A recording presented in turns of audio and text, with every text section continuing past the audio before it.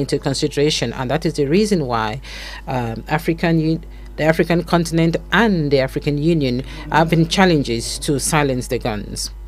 But we have to resolve our conflicts peacefully, and this is one of the principles of the African Union, just like the principle of non-interference. So this is an aspect that we all have to actually look at. When exactly do we talk about non-interference, non-indifference, and how do we use them to silence the guns? But that is the situation in which we find ourselves in.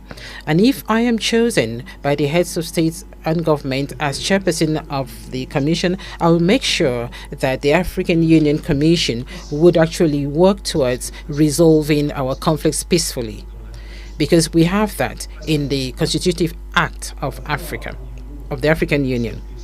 So we have the Peace and Security Council, we have the Peace Architecture of the African Union, but we also have the United Nations Security Council. And then bilaterally, we've got efforts that are underway, and we've heard about progress in some areas, in some regions where we have long-standing conflicts. And then we also have the opportunity of ensuring that there is solidarity with the United Nations, the African Union and the United Nations. This is a framework that could actually enable us to sit down with the international community and talk about crisis in Africa. Why should we only talk about the crisis in Ukraine? Why not talk about the crisis in Sudan and crisis in other African countries? So we are talking about financing peace missions, but there is also a program that actually wants to see the program, that is the SDGs, aligned with Agenda 20. And then we also have the 10-year plan of our public institutions in charge of working at a national level, but we are talking about the justice systems in our respective countries. Now, concerning the 2 permanent seats on the United Nations Security Council, I think here in Africa, we all know the importance and the urgency of having these 2 seats. And we have to seize this opportunity because we are actually at the end of 2024. And so we have to act very fast in 2025. And this should be the mantra of the African Union in 2025. And so, of course, we have to make sure that we can actually speak with one voice on the choice of who will represent Africa on the United Nations Security Council. It's not going to be easy. It will be up to the heads of states to decide who will be the continent's representative. And now we'll conclude to say that, like this morning, I read in the newspapers the problem between Ethiopia and Somalia, and this was being resolved by Turkey. The mediator is Turkey. Let us be responsible. Let us be serious. The African Union should be the mediation. Thank you. Thank you very much. Thank you very much, candidate from Madagascar. Ladies and gentlemen, this is the end of our second round, and without any transition, we are going to step into the third round, and we are going to discover the question. Anita, you have the floor. Now, ladies and gentlemen, we move into the third round. Once again, if you're just joining us, these questions have been formulated by an independent panel, and the questions will be open and seen only at the beginning of the round, as I'm doing right now. Esteemed candidates, on the topic of reviving Pan-Africanism and countering external influence, Pan-Africanism is declining, and external powers and internal divisions challenge Africa's integration efforts.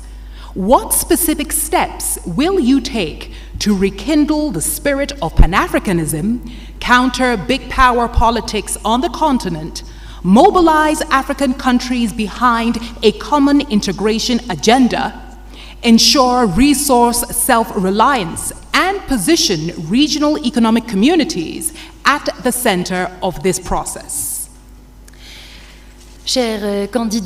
Distinguished candidates, your question is as follows in French. L'Africanisme est en déclin et les puissances extérieures et les divisions internes remettent en cause les efforts d'intégration en Afrique. Quelles mesures spécifiques comptez-vous prendre pour raviver l'esprit du panafricanisme contre la politique des grandes puissances sur le continent, mobiliser les pays africains derrière un programme d'intégration commun, assurer l'autonomie en matière de ressources et positionner également les communautés économiques régionales au centre de ce processus. Et nous allons commencer tout de suite avec le candidat. And we will start with the candidate of Djibouti to provide his answer. You have 4 minutes.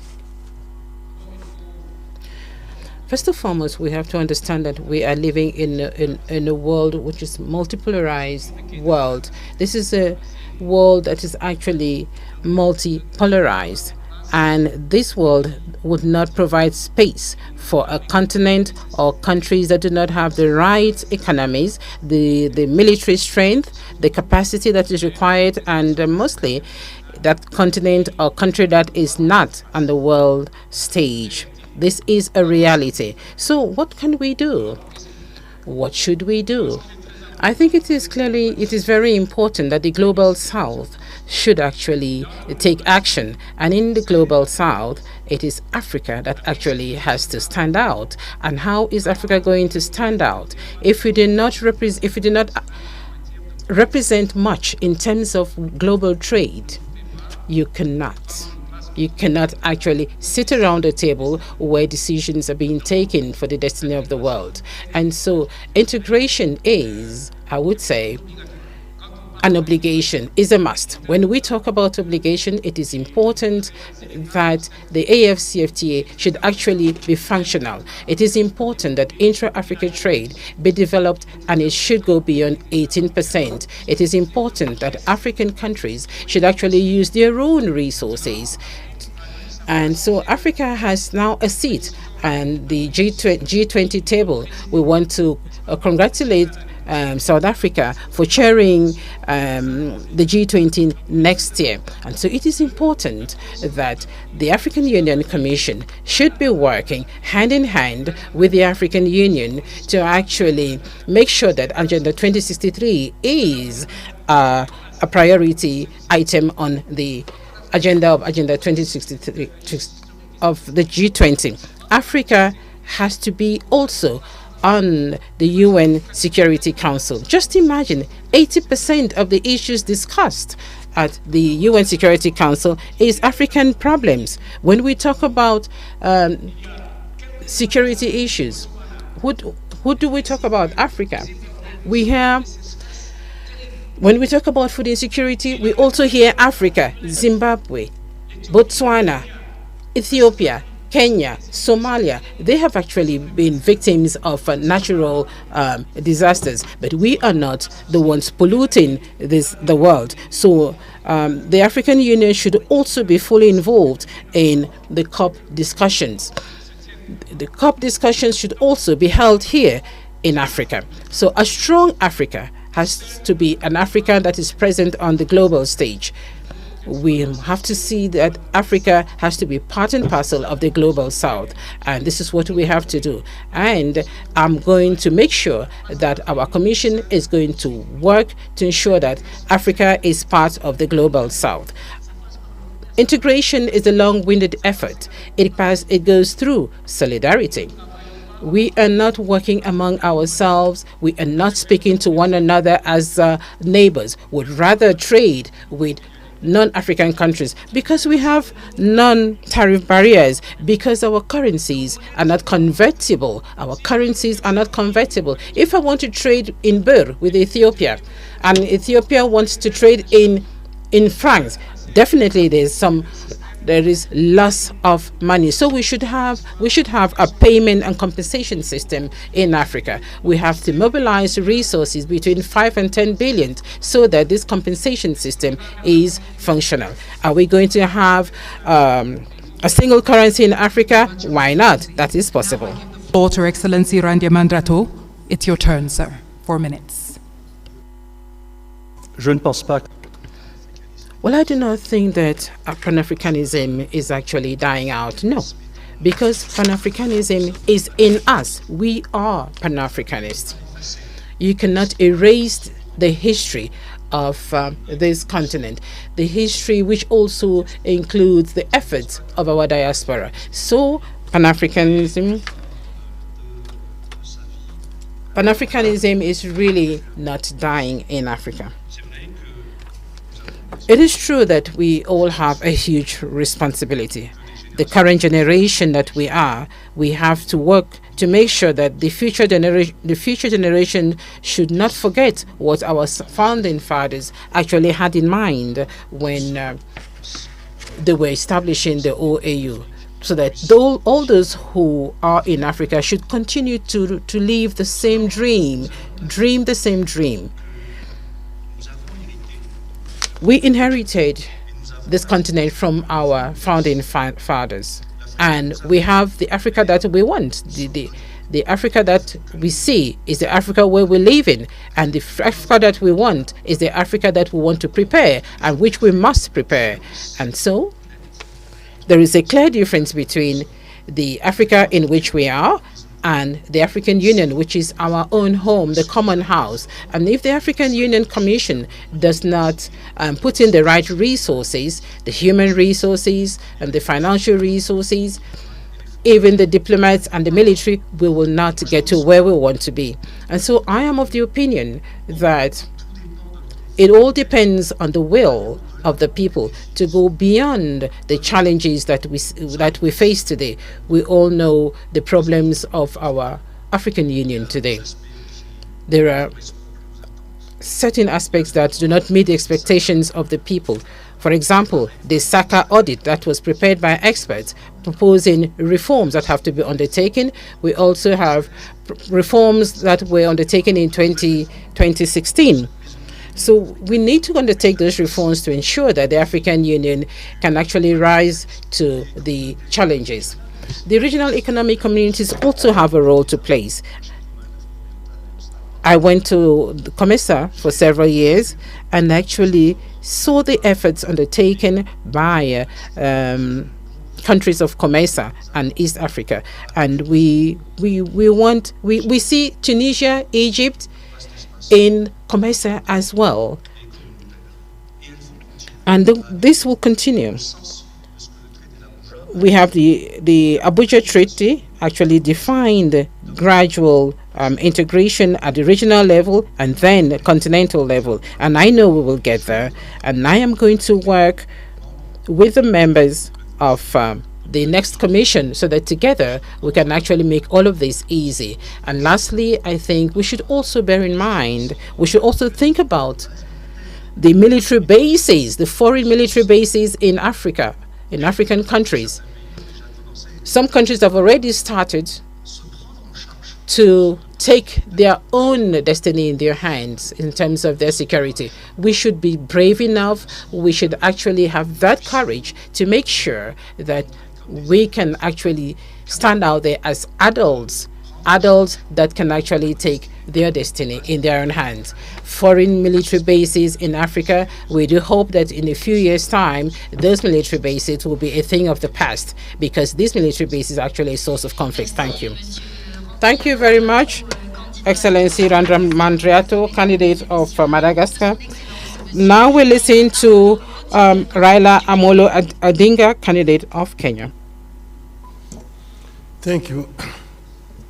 Well, I mentioned earlier on about the inter-African trade, which today stands just at 15%.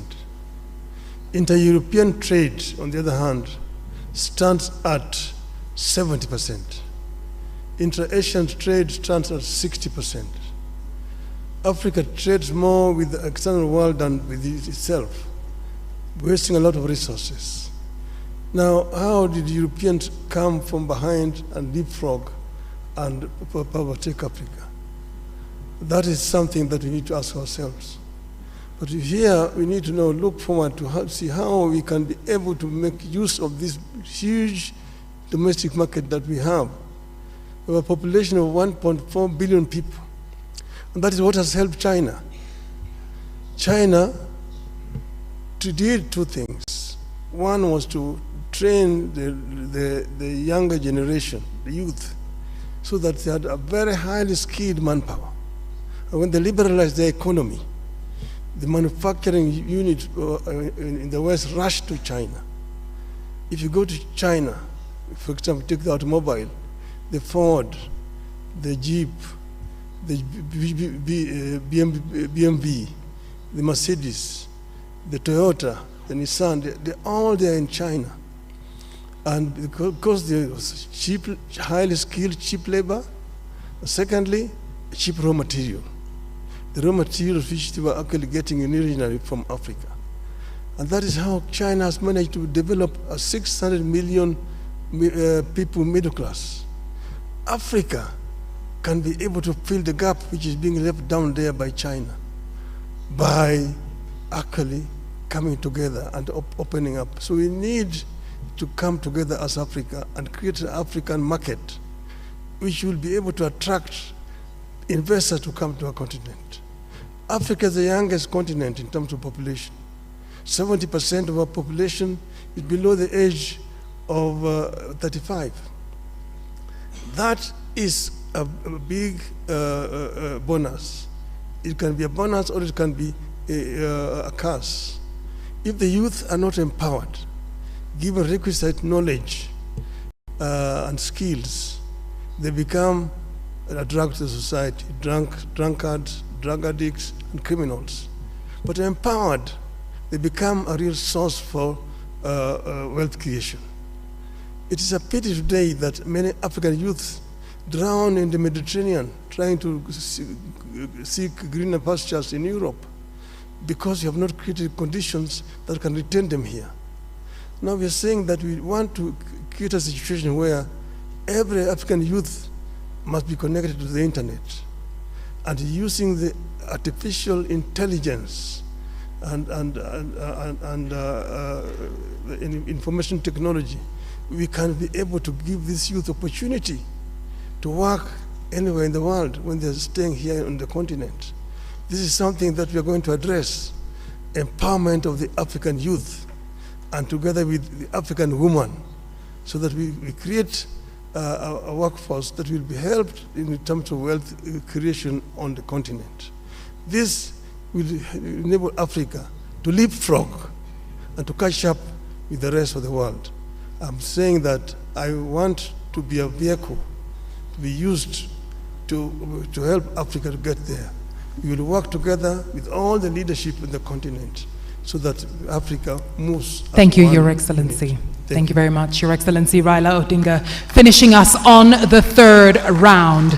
And now we move into the fourth and final round, and I give my sister the opportunity to open the envelope and tell us what the first or the last question rather is. Ladies and gentlemen, as a form of a reminder, after this we have a quick break, and after the break each of our esteemed candidates will have 2 minutes to share their closing remarks. Fatima?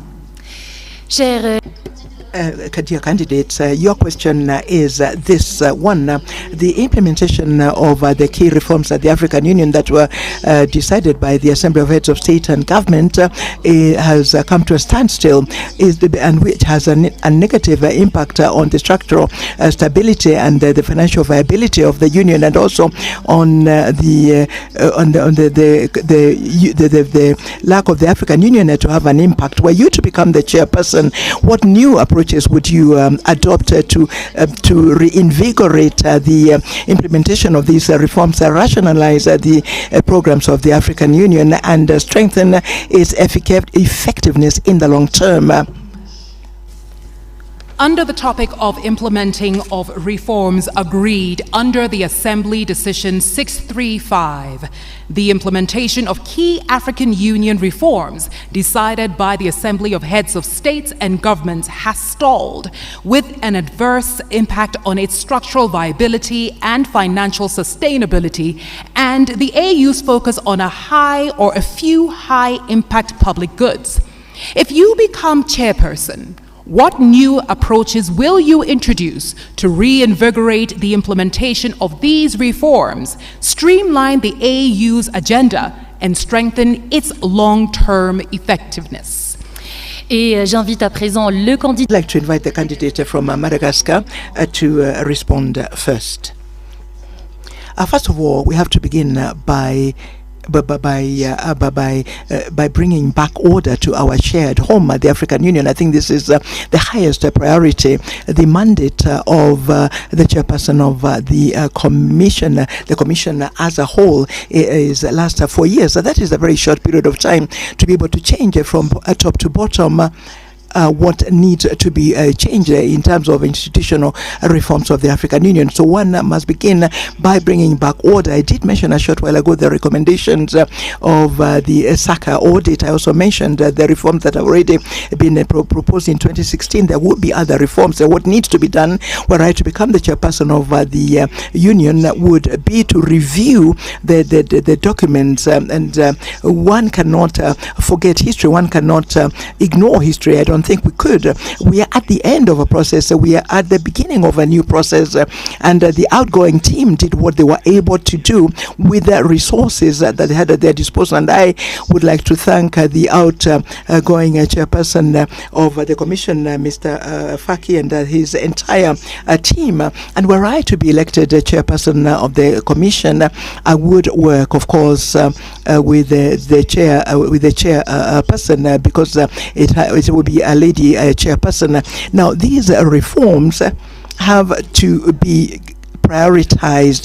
There are reforms at the level of the financing of the African Union. There are reforms in terms of mobilization of strategic partnerships. There are, of course, issues that have to do with the effectiveness in the area of peace and security. So we have to prioritize the reforms.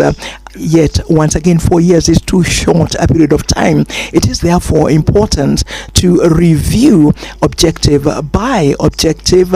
Strategic objective is what I mean of the 10-year plan 2024-2032. And since it was my responsibility in COMESA, one can perhaps plan for strategic planning over perhaps 2-3 years, which strategic planning would make it possible for us to identify the urgent issues and to align the financing of these issues. That the 10-year plan does not allow one to do this. And maybe were we to have a strategic plan, we could perhaps be more specific and address the matters that needed to be addressed urgently in the way of reforms. And I also think, as I said a short while ago, that the organs of the African Union, beginning with the Conference of Heads of State and Government, but also the committee of the PRC, the Permanent Representatives Committee, with the Pan-African Parliament and the other organs,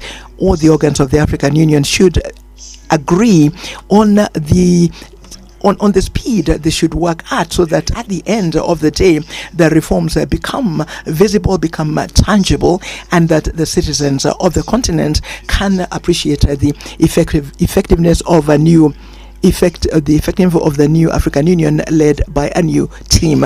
Thank you. And now I yield the microphone to you, Excellency Raila Odinga. 4 minutes, sir. Well, we know where we are as African Union, and that's why the heads of state came up with that committee on reforms, which was headed by former president, current Rwanda President Kagame.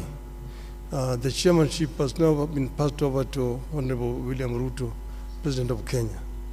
I have had long discussions with President Kagame when he was chairing that committee, because I was working as a high representative of the AU on issues of infrastructure.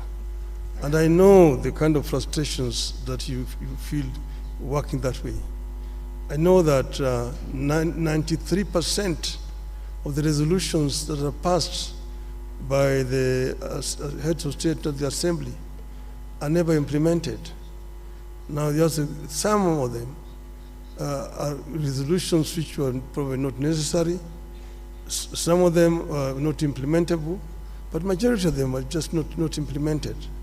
Some have to do with the structure and management of the AU at the headquarters. I'm not trying to pass any judgment here because I know that Mr. Paki has worked very hard to try to make the organization move forward. The other one has been the issue of funding, which has been a major challenge, and look at other alternative sources of funding. When I was there as high rep on infrastructure development, we came up with a proposal to set up an infrastructure fund for Africa, and using the African resources, because many of African countries have got a lot of money in sovereign funds, from which the AU can actually borrow without having to pay so much high interest. And this will help AU actually to spearhead the process of constructing some of these infrastructures. I mentioned the Trans-African Railway network, Lagos to Cairo, the high speed. Then you have got Beira in Mozambique, to Lobito in Angola, and Walvis Bay in Namibia.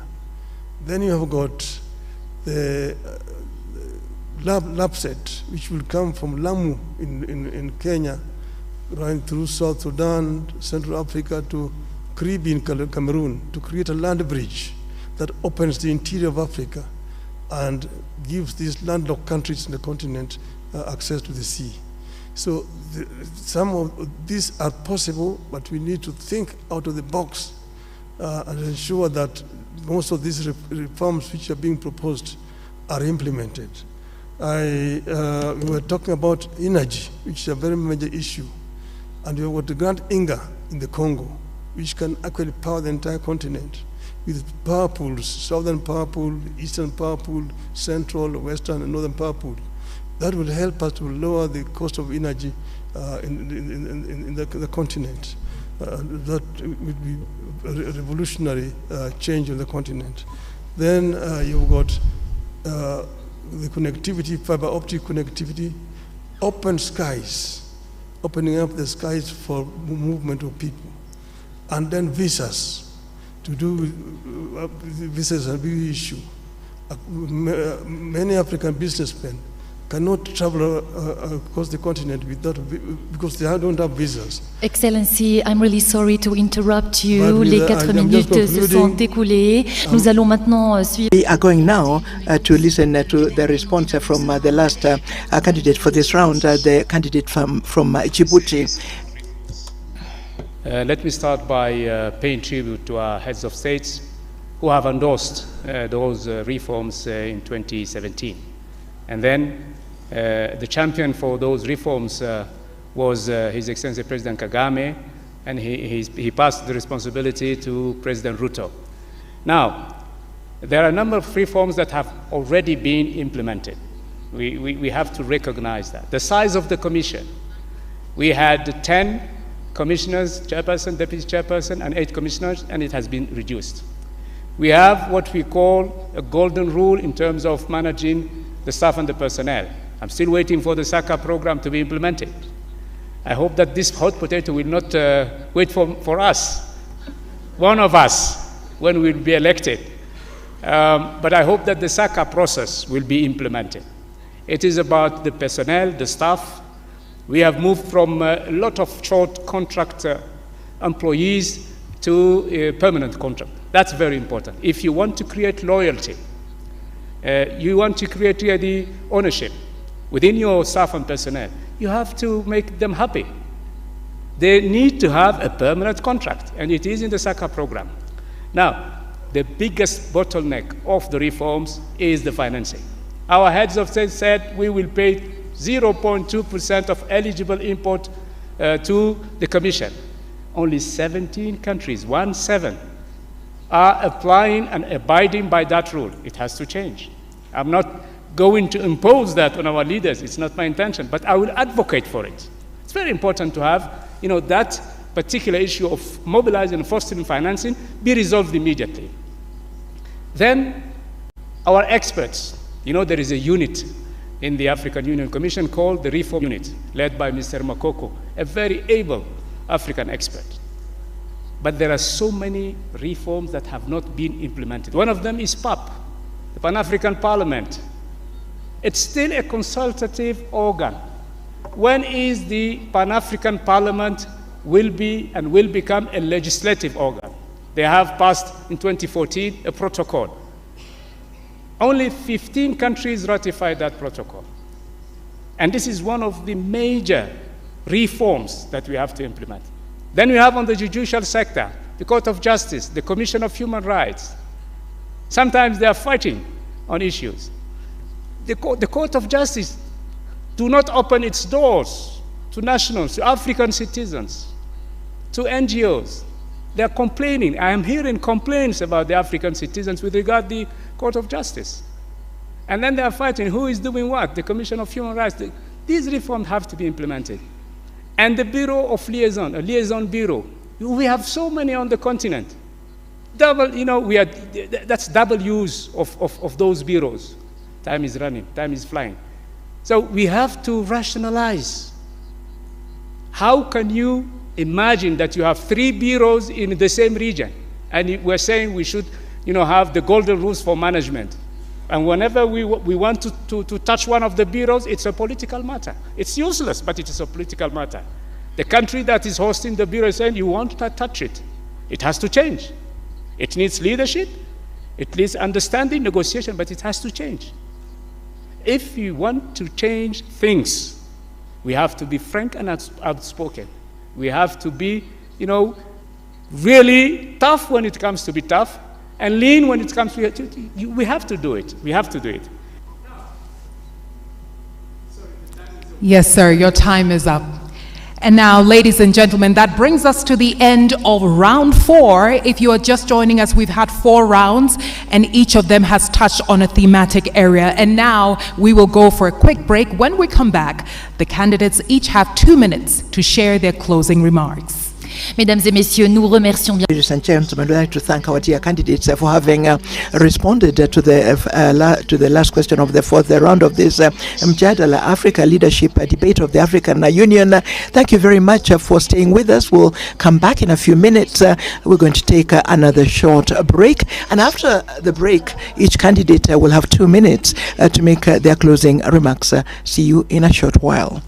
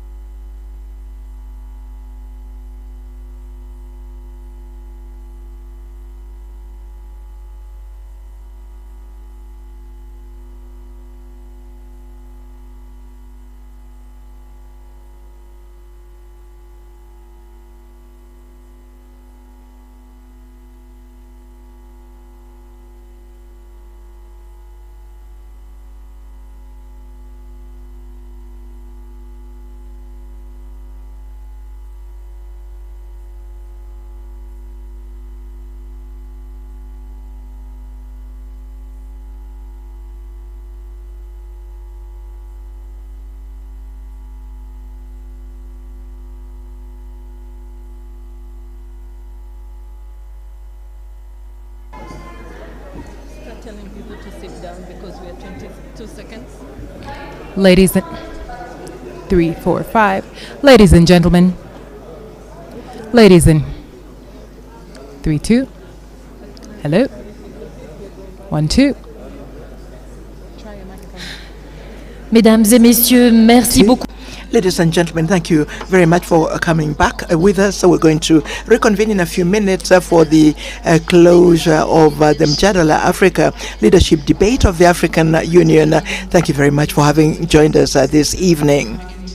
Last part of our programming this evening. Please take your seats. Thank you.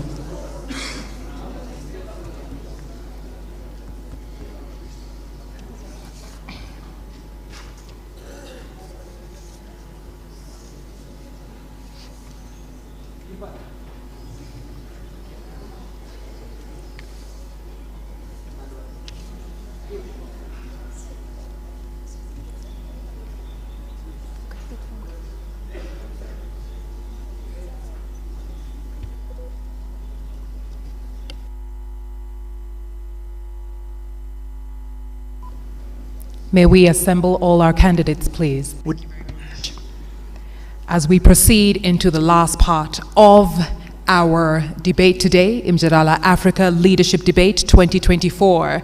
And we want to say a special thank you to our audience around the world. The questions you sent truly informed the kinds of questions that we then asked our panel here. And we are very happy that you were very involved. It goes to show that indeed the Africa we want is in your hands and that you are actively involved in doing this together. And now, ladies and gentlemen, we are back to our last session. My name is Anita Erskine, and I'm joined here by my colleague Fatima Sharif, who is our French speaker. Merci beaucoup. Merci beaucoup. Thank you very much, Anita. Ladies and gentlemen, thank you very much for being with us for this final lap of the Mjadala Africa Leadership Debate of the African Union. You have listened during the debate, the questions that were raised, the answers that were given by the different candidates, and we're coming to the end of the debate. And so, Anita, we're going to listen to the closing remarks to the candidates. So thank you very much, Fatima. Candidates, you each have 2 minutes to share your closing remarks, or better still, your last words. We will start this round with His Excellency Raila Odinga. Thank you. I am delighted to have the opportunity to address our people of Africa. And as I've said, I am ready to work for Africa. There are reforms that will be necessary so that AU can work more effectively. One of these reforms will be financial reforms, so that we are able to bring in the African private sector into the funding. I mentioned also the issue of sovereign funds that we can use. We can create a fund that will enable AU to do all its money work. Then there's issue of 0.2% of the duty, which only 17 countries are remitting. I will work to ensure that all the countries actually pay their dues to the Union. This is what happens in the European Union, and that's why European Union is able to even fund African Union. It's a shame. If we can be able to fund this organization out of our own resources on the continent, and this is what I'm going to try to do. And I said that I am ready on day one when I'm appointed. I will not need any kind of induction. I'm ready to work for the continent, and I will offer my best. The days of Africa have come. The African lion will begin to roar and tell its Asian tiger counterpart and the European bear and the American jaguar that this is going to be Africa's millennium. the 2000. Dear candidate, I'm 21. really sorry to interrupt you once again, but It's these are the African- rules of the debate. African year. Nous allons maintenant, mesdames et We are going now, ladies and gentlemen, give 2 minutes to the candidate of Djibouti closing remarks.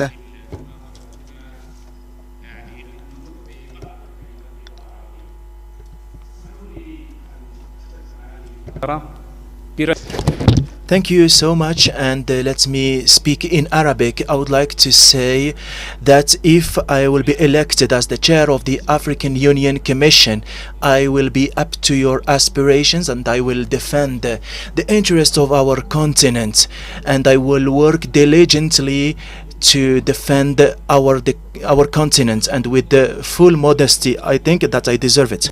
Je souhaite à nos pays, à nos peuples africains. So I wish for our African people, our countries, a very happy 2025. Africans tonight, I wish to all African nations and citizens all the best. Thank you for your support. Thank you very much, Your Excellency. And now, 2 minutes for you, His Excellency Richard J. Randemandrato. En 2025, In 2025, there will be a new team that will be leading for 4 years. Will be leading the African Union Commission for 4 years, and there shall be 8 high-level public servants like most of us, and we shall be the ones to continue with the reforms. We shall be a united team, a team that will have the team spirit to continue in the implementation of the 10-year plan of Agenda 2063. I do regret that this evening we're not able to handle subjects that are so urgent because we did not have enough time. Issues such as public health, the debt, issues of financing and financial institutions of the African Union, questions that have to do with the participation of the civil society and the diaspora, the questions that are linked to information and digital technology. I'm sorry we did not have time to deal with those issues, but on another, we shall have other opportunities, and I shall be able to make my modest contribution. Like in public sport, there have to be players, and there have to be those who choose, who select the players, those who select the heads of state. It is up to them to select the team that will lead the African Union Commission. For their need, we need a leader. Men and women need a leader, and I hope that in 2025, the wisdom of heads of state and government will balance the team that will win, so that the Africa that we want can continue to win the battle for sustainable development. Thank you. Thank you very much for these closing remarks that have been made by the different candidates. Candidates, ladies and gentlemen, please, another round of applause for our esteemed candidates. Tonight, we have heard from His Excellency Mahmoud Ali Yusuf, Foreign Affairs Minister Djibouti. We've also heard from His Excellency Raila Odinga, former Prime Minister of Kenya. We've also heard from His Excellency Richard J. Randemandrato, who is the former Foreign Affairs Minister of Madagascar. Each one of our candidates has done an exceptional job talking about the thematic areas that were set before them. We've talked about advancing economic integration. We've talked about promoting peace and security as well as democracy, Africa's place in global affairs, and reforming the African Union amongst many. Ladies and gentlemen, it's been an absolute honor bringing you Mjadala Africa Leadership Debate 2024. Merci infiniment. Thank you very much, Anisha. Ladies and gentlemen, we have come to the end of the Mjadala Leadership Debate, direct streamed line from the headquarters of the African Union in Addis Ababa. We were delighted to have you with us for the moderation of this debate. Of course, we wish the different candidates all the very best. The election of the new chairperson will take place at the level of the African Union Commission. It will take place in February next year, and thank you to all of you for having been with us, and have a good evening.